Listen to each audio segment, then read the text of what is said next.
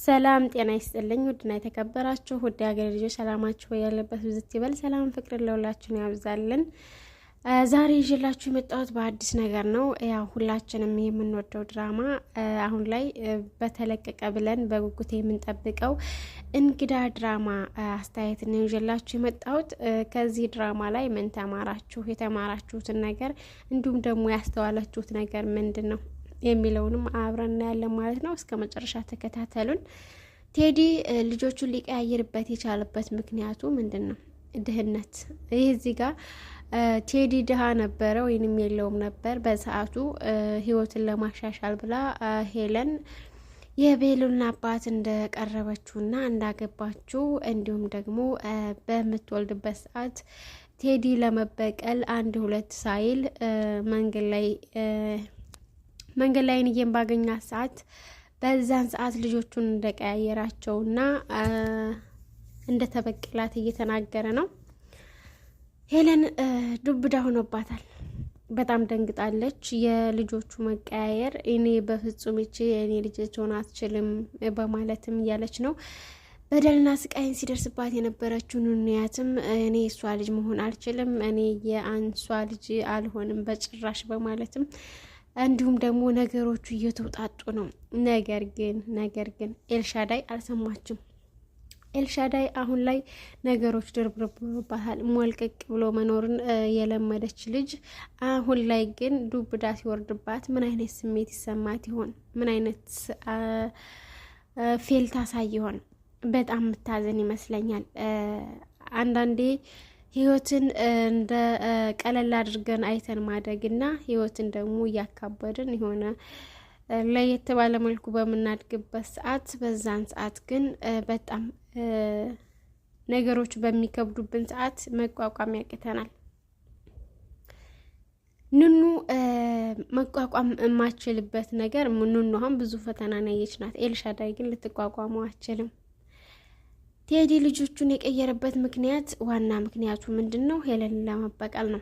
ከዛ ሲቀጥል ደግሞ የቤሉል አባት ሞቷል ወይስ አለ የሚለውን ስናይ ቴዲ የደበቀው ሰው አለ። ያ ሰው ማን ነው? ይህ ለሁላችንም ጥያቄ ነው። ሁላችሁም ጥያቄያችሁ ያፌት ወይንም የቤሉል አባት የማለት አይነት እይታ አለው። ነገር ግን እዛ ውስጥ ማን ሊሆን ይችላል? ማን ይሆን የታገተው?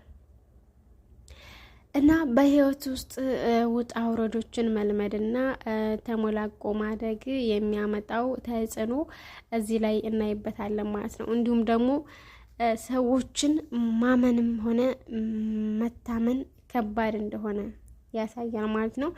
እንዲሁም በቤታችን ውስጥ መከታ ጥላ የሚሆን ወንድም አባት ሲኖር ደስ ይላል። ላይክ መኩ አሁን ለእህቶቹ መከታ ለእናቱ መከታ ሆኗል። ነገር ግን በሰው ቤት ጥገኛ ሆነው ሳሉበት ምክንያት ሄለን ስታበሳቁላቸውና ውጡ ስትላቸው ነበረ። ነገር ግን ሄለን ጉዷን ስትሰማ አሁን ምን ይዋጣት የምትሆነው ሁሉ ጠፍቷታ ማለት ነው። ቴዲ የኔ ልጅ አይደለችም፣ ኤልሻዳይ ያንቺ ልጅም አይደለችም፣ የኔ ልጅም አይደለችም፣ ያንቺ ያልመሰለችሽ እኔ ስለቀያየርኳቸው ነው፣ ያንቺ ልጅ ኑንያት ናት በማለትም ቢላትም ቴዲ ኤልሻዳይ የእሱ ልጅ እንደሆነ ቢናገረውም እኔ ልጅ የለኝም በማለት 4 ነጥብ ዘግቶ ጥሎ ሄዷል ማለት ነው። የቴዲ ተንኮል ገና አልተጋለጠም፣ ገና ነው። ምክንያቱም የደበቀው ሰው አለ። ያ የደበቀው ሰው እስከሚወጣ ድረስ እውነታውን እናያለን ማለት ነው። ከዚህ ድራማ ላይ የተማርኩት ነገር 1 2 3 ፖይንቶችን ላስይዛችሁ። ከዚህ ድራማ ላይ የተማርኩት ነገር ህይወት ከባድ እንደሆነች፣ በህይወት እያለን ፈተና እንደሚበዛብን። መሲ አሁን በጣም የተፈተነች ልጅ ናት። እንዲሁም ደግሞ ሰውን ማመን እንደሌለብን፣ ለምሳሌ በፍቅር ዙሪያ በሪሌሽንሽፕ ዙሪያ ወደ ህይወታችን የሚመጣን ሰው ማንነቱን ሳናጣራ ወደዛ ሰው ጋር ሪሌሽን መጀመር በጣም ከባድ እንደሆነ አሁን መሲ በሰዓቱ የቤተሰብ ምክር ባለመስማቷ ሄዳ ቴዲ ጋር በመሆኗ እንዲሁም ደግሞ አሁን በማርገዟ በጣም ጸጸት ላይ ናት፣ ወይንም ግራ መጋባት ላይ አሁን የህይወቷን የማሰናከል ሁኔታ ላይ ነው። ይህ በሪል ላይፍ ላይም ያለ ነገር ነው።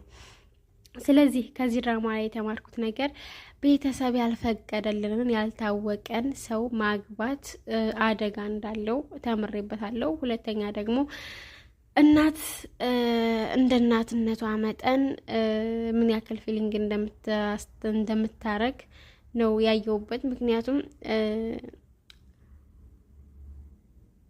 አይንዬ እዚህ ጋር በጣም እንትን ብላለች፣ አዝናለች። ለልጆቿ ስትል ብዙ መከራን ተቀብላለች። ለልጆቿ ስትል ብዙ እንግልትን አይታለች። እናት ለልጆቿ ስትል ብዙ ዋጋ እንደምትከፍል ነው ያየሁት ማለት ነው። እናት የልጆቿን መከፋትም ሆነ ማዘን አትፈልግም።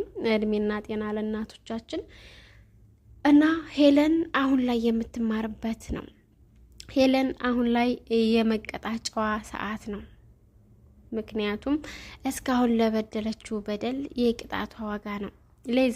ሌዛ ደግሞ በጣም የዋህና ትሁት ልጅ ናት። በጣም ነው የማደንቃት። አክተሯን በጣም ወድላታለሁ። መልካም ነገር ነው የምታስበው። ቤሉን ትወደዋለች፣ ላይ ግን የሱን ደስታ ትፈልጋለች።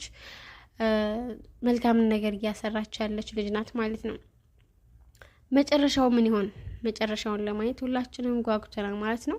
ቤታችን እስኪ ላይክ ሰብስክራይብ ያደረጋችሁ አበረታቱን፣ ወደ 10 ሺህ ያስገቡን። ከመዳም ኩሽና ነን እና ከዚህ ድራማ ላይ የተማራችሁትን አስተያየት ኮሜንት ላይ ኢንቦክስ አድርጉልን ማለት ነው። እንዲሁም ደግሞ የተሻለ ስራ እንደምንሰራ እርግጠኛ ነን።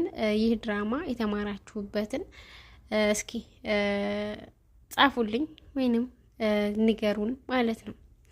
እና ብዙ መማር እንችላለን ከምናያቸው ነገሮች፣ እያንዳንዳቸው ነገሮች ብዙ መማር እንደምንችል ነው የተረዳሁት ነገር። ስለነበረን ቆይታ እያመሰገንኩኝ መልካምን ሁሉ እየተመኘሁላችሁ ከወዲሁ ሰናበታችኋለሁ። መልካም ምሽት ይሆንላችሁ። ለቤታችን አዲስ የሆናችሁ ቤተሰብ የሆናችሁ አበረታቱን፣ ወደ 10 ሺህ አስገቡ ማለት ነው። ተጨማሪ አስተያየቶች ይዘን እንመጣለን ማለት ነው። መልካም ምሽት።